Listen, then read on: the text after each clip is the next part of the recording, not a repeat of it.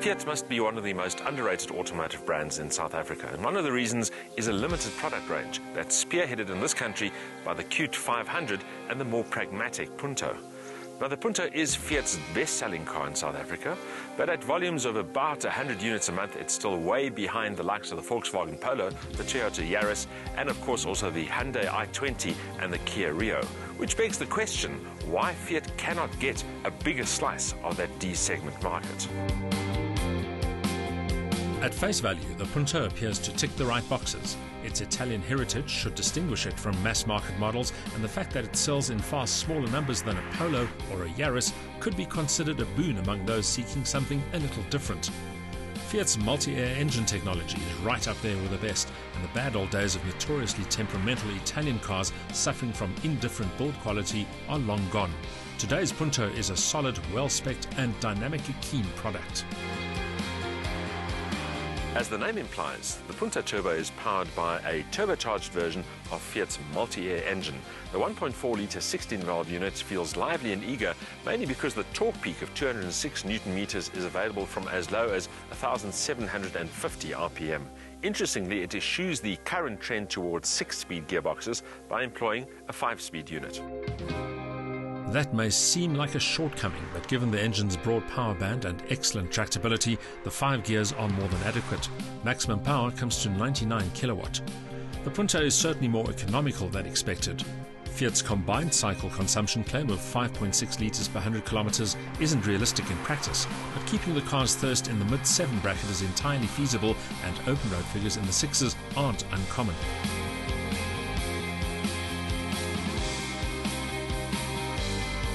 The Punto underwent a facelift earlier this year, and the changes are most obvious front and rear. At the front you have new headlight clusters, an extended bonnet, a different air intake and a new integrated bumper. The rear is tidier as well thanks to new taillight clusters and a different bumper. That said, you'd need to be something of a Fiat expert to point out the differences if you didn't have both the pre-facelift model and this latest version to compare. And besides, the changes have done nothing to address the Punto's essentially generic hatchback shape. Despite that larger grille, this is not a car that shouts the Fiat brand message out loud enough, and the rear is simply too bland, with the high-mounted taillight clusters leaving an unadorned expanse of sheet metal that is more reminiscent of the old generation Ford Focus than this new Punto. One of the Punto Turbo's strongest attributes is its dynamic character. This car always feels willing and enthusiastic, and mid-range tractability is particularly impressive. The 0 to 100 time 8.5 seconds, top speed 200 kilometers an hour, which is rapid enough for most people.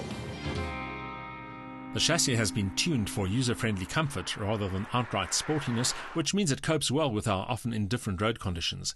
There's enough poise to tackle corners with confidence, and while accelerating out of the tight too early will push the nose wide, understeer is never overly intrusive.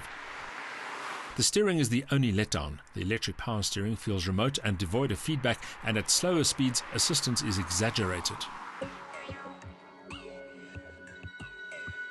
Fiat is particularly proud of the updated interior of the Punto, which it says expresses the class and style of the car much more acutely than before. And it's certainly an inviting space with lots of interesting finishes and textures.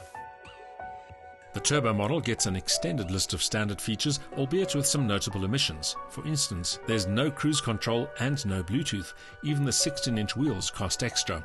Still, comfort levels are high, with the driving position providing a decent overview of the controls and the deep-set instrument dials. The steering wheel is reach and brake adjustable, but the footwell feels cramped. The Punto's space offering is ample in hatchback terms, with rear accommodation that offers more legroom than expected. The boot is deep, but a high sill compromises access, while the 275-litre luggage capacity is no more than adequate.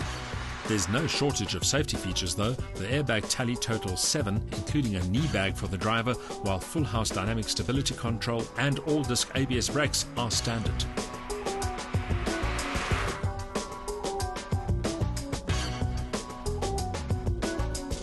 The Punto Turbo is the kind of car that is best experienced at first hand. It might look pretty ordinary, but in real terms it's both comfortable and enjoyable to drive, and it features well around town and on the open road. Pity then that in relative terms it's quite pricey, with the omission of some very strange standard features, and that the Fiat brand presence isn't the strongest either.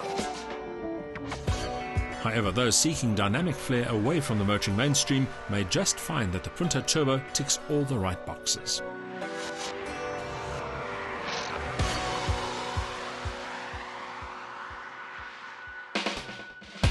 A lively turbo engine and a decent set of gear ratios make for an engaging and enjoyable motoring package with an agile chassis to match. While the styling is attractive in an inoffensive kind of way, it may be too generic for some, while the pricing appears steep relative to the standard features.